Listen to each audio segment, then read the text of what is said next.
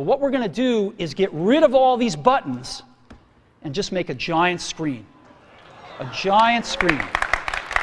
In 2007, Apple released the first iPhone, which sparked a revolution in the phone industry.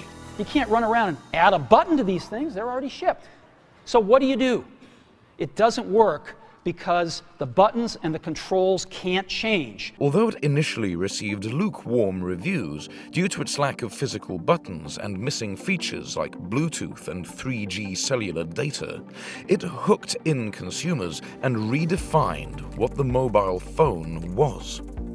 Almost overnight, dominant brands in the space like Nokia and Blackberry were ousted for broader tech manufacturers like Samsung and Apple, who were able to draw upon their experience in computing and tech manufacturing to develop these pocket computers. Incumbent brands either couldn't keep up or failed to adapt to the changing market. This was made harder with the increasing rate of technical innovation and one-upmanship, with these tech behemoths releasing new and exciting products every year. There was a complete divorce between the strategic vision that had existed in the 90s and the organizational reality of the 2000s, and that's the main reason. Despite sticking to this yearly cycle, in recent years phone manufacturers have fallen into a far more iterative release schedule and are not making the large strides in technical innovation like the early days of smartphones. To put this into perspective, the much criticized notch was introduced with the iPhone X, 10 years after the original iPhone. We are now seeing the release of the iPhone 16, and despite the expectations of under-display camera technology advancements, we still have the notch. Albeit morphed into the dynamic island, that's over a third of the entire lifespan of the product category for a feature that is an obvious compromise of technological limitation. Up to the iPhone 6, we saw the introduction of the form factor plus 3 major design changes in 7 years. In the 10 years since, we've only really seen 2. It's not just the looks either. Internal features and camera improvements seemed to have made more of a significant difference to usability and have created a larger societal impact. The iPhone 3G introduced better internet connectivity and, more importantly, the App Store, which has become one of Apple's most profitable and arguably monopolistic business decisions so far. The iPhone 4 introduced the Retina screen and the front-facing selfie camera. The 4S brought in 1080p video recording, iMessage, iCloud, and Siri. Tell my wife I'm gonna make it. Wake me up at 6. Play some Coltrane. The 5 had 4G and the Lightning connector. The 5S had the Touch ID fingerprint sensor. The 6 featured Apple Pay, which has proven to be another mass-adopted feature, although this marked a turning point, with cracks starting to appear from the fast turnaround of design, quite literally with bendgate. The phone had been made so thin and light that the phones were bending in people's pockets. This was particularly bad in the newly released larger Plus model. Features were also beginning to be implemented that appeared to benefit Apple more than the consumer. Even Apple Pay made the company an estimated $1.9 billion in 2022. The 6Ss introduced the underwhelming 3D touch, which was a force-sensing feature on the screen for additional options.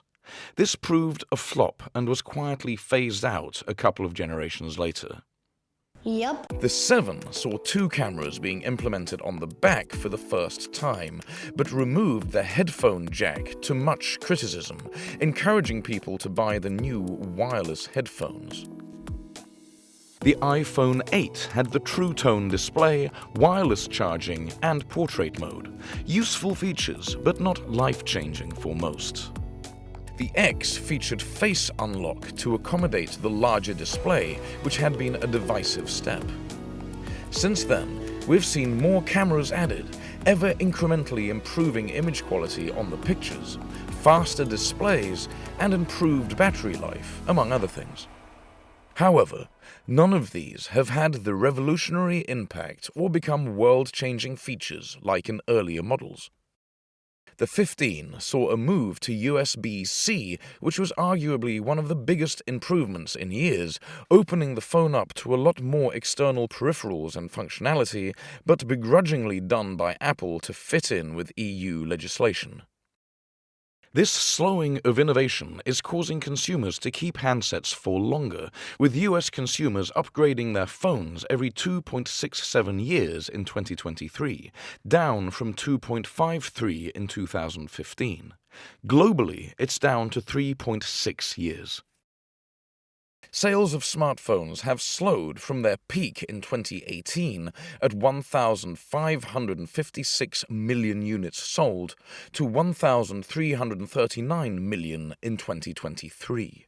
In addition, consumers are frequently opting for cheaper or older models to save money over the inflated costs. This is reflected by the introduction of the iPhone versus iPhone Pro branding in Apple and Google releasing their A models for their Pixel devices. Wearables like smartwatches and hyper-premium offshoot phones like Samsung's Z Flip and the larger Fold have been introduced to diversify and offset slowing sales. Some of these expensive, premium-targeted devices appear to be pushing the comfortable boundaries of durability and user experience, with reviewers often focusing on how inherent flaws of specific hardware features are not that noticeable, or are almost as good as traditional smartphones, including the visible crease in the middle of the screens, and more prominently the hinge and folding aspects of the devices, which have definitely caused a few problems, at least initially. Samsung's first generation of the Fold had such significant problems with the review models that it was postponed from its original release date in April 2019 to September that year, 5 months later. This included reviewers peeling off the top layer of the screen, mistaking it for a screen protector. The hinge design was also badly implemented in that it allowed dust and debris to get into the phones, damaging the screen. Despite these issues, the foldable market appears to be a growing segment, with high sales reported from Samsung, although they had little competition until recently. A wide range of companies like OnePlus and Google are now moving into the space, causing Samsung's sales to drop dramatically. Nevertheless, phone companies appear to have paved themselves into a corner with the need for a new, exciting phone every year, more innovative and exciting than anything else in this crowded market. There are now an estimated 17.72 billion phones currently active in the world. That's confusingly over 2 times the world's population and opens up its own questions about what these devices are being used for. Products like the struggling iPad series exemplifies the slowdown in innovation more than anything. The latest iPad Pro has had its first major design change since its introduction almost 10 years ago in 2015. It now features the same M4 chip as in their computers, like the MacBook Air, but can actually cost more. The iPad, however, is tied to the mobile operating system and App Store, so has to be limited to 90% of the user experience of the base model. Apps that do not take advantage of the device's power, like Blackmagic's DaVinci video editing software, are often considered to be much more usable on the full laptop and desktop devices, leaving the power to only really be beneficial to a rather small, niche audience who truly benefit from the form factor, such as artists and digital painters. There are signs, however, that Apple is looking to expand this idea out to multiple professional niches rather than targeting general consumers. If done correctly, this may be enough to elevate the product line into a new space. One of the latest focuses from Apple has been expanding the toolset for video professionals with features like being able to monitor and control multiple cameras or iPhones at once. This is useful in multicam productions like live streaming or filming cooking, for example, and the small handheld form factor is more useful in these environments.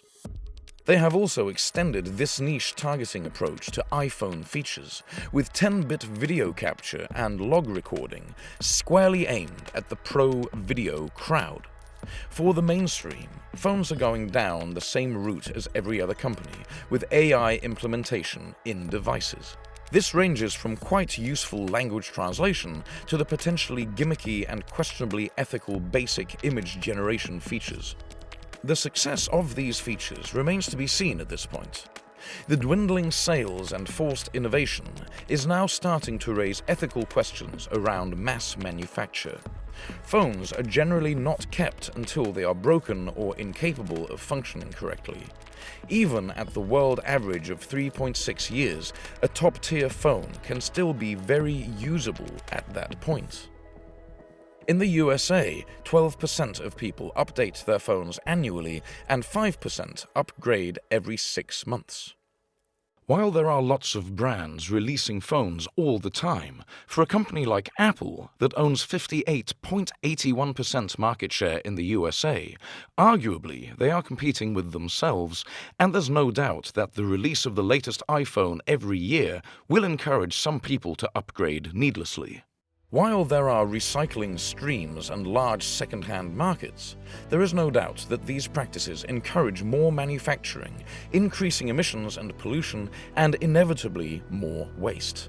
Recycling, although better than landfill, still creates greenhouse emissions and pollution. It is objectively better to not manufacture unnecessarily in the first place. On top of this, issues around tech manufacture are coming to light, like the slave labor, including children used for mining cobalt in the Democratic Republic of the Congo. Cobalt is used widely in lithium-ion batteries and in the majority of tech devices. While Apple has made a pledge to use 100% recycled cobalt by 2025, this doesn't really combat the issue.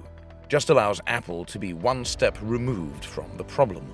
Tech brands dominate the list of richest companies, with Apple and Microsoft being at the top, with a market cap of $2,911.49 billion and $3,123.13 billion respectively.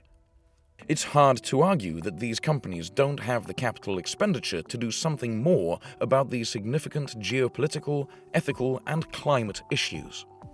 The EU is continuing to push laws to properly regulate aspects like the monopolistic behavior of large tech brands and moderation. Pavel Durov, the founder of Telegram, was recently arrested in France for refusal to moderate criminal activity on his messaging app. And there are calls for the same to happen to Elon Musk for X's, formerly Twitter's, recent involvement in the UK riots, with Musk himself even appearing to fan the flames. This seems to be just the tip of the iceberg, however, and with the impending concerns over AI use, the free ride for tech companies might be about to end. Remember to hit the subscribe button and ring that bell to stay updated with our latest content. And while you're here, why not check out another one of our exciting videos? Thanks for watching, and see you in the next one.